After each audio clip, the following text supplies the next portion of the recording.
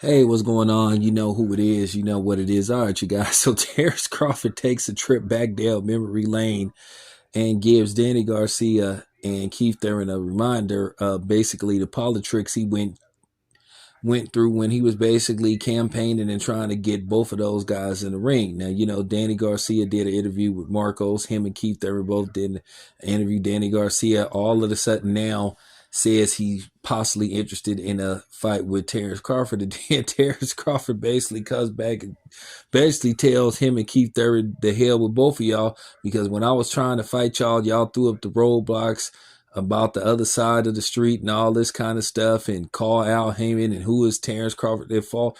The BS that a lot of these fun boy content creators were putting out to try to demean Terence Crawford's accomplishment.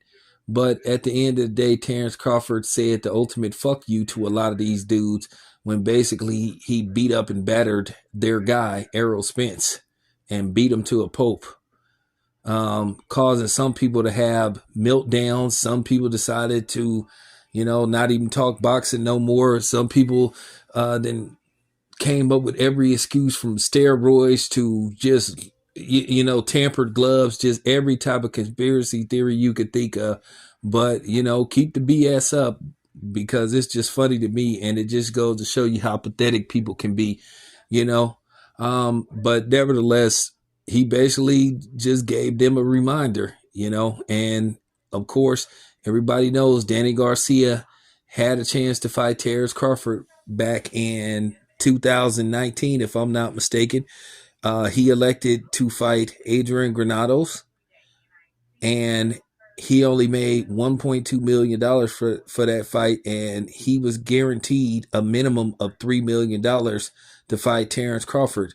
But he was talking this Al Heyman stuff. I asked him about it. Danny Garcia has always been reluctant when it came to fighting Terence Crawford. Now, I guess he's looking for, a payday, as Canelo would say, payday.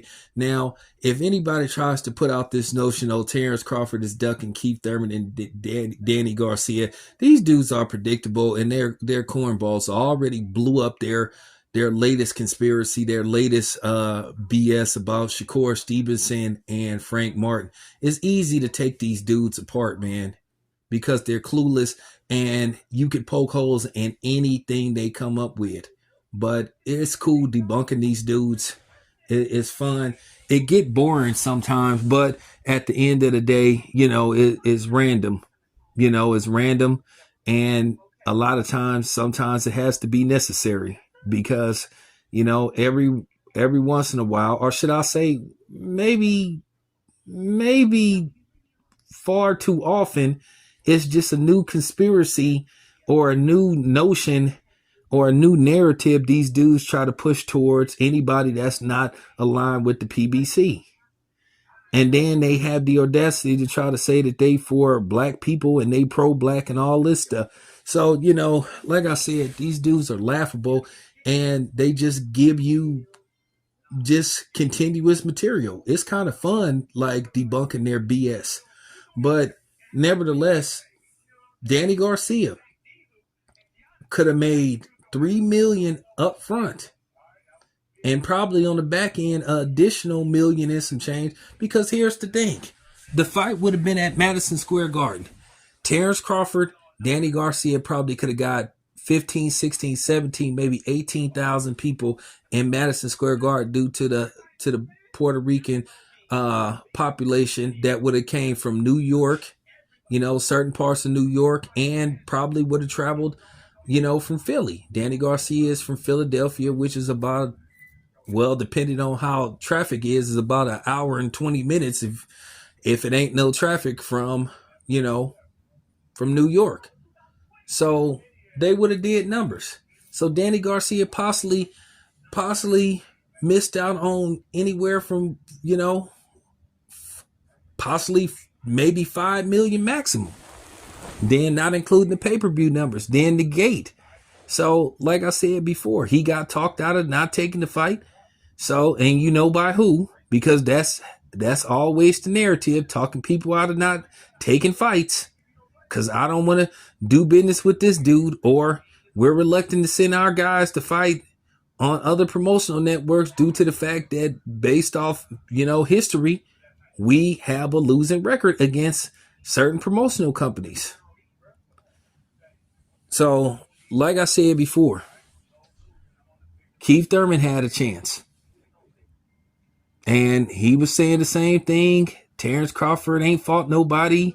He gets nothing out of fighting Terence Crawford. So now all of a sudden that he only fighting once a year, Danny Garcia only fighting once a year, and now that Terence Crawford is the man, well, now they now they back on his coattail.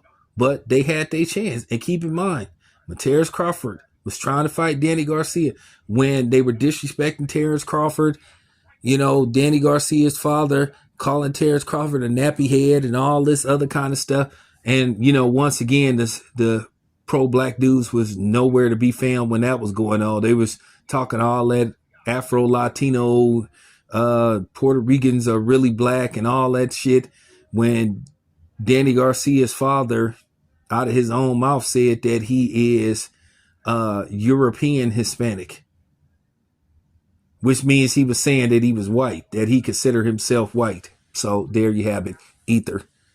But like I said before, I just find this real funny that now these dudes are circling back, now saying they won't smoke with Terence Crawford. Well, y'all need to look at y'all guy, the dude that y'all contractually have to thank every time you do your post-fight interview. So he the one that cost y'all millions of dollars. And now look what's going on. These dudes, hey, they supposed to be so much better and have it going on over there, but then they only fighting once a year. So go figure. But I can't knock Terence Crawford for this. It is what it is. Anyway, this your boy Town Biz. I'm out.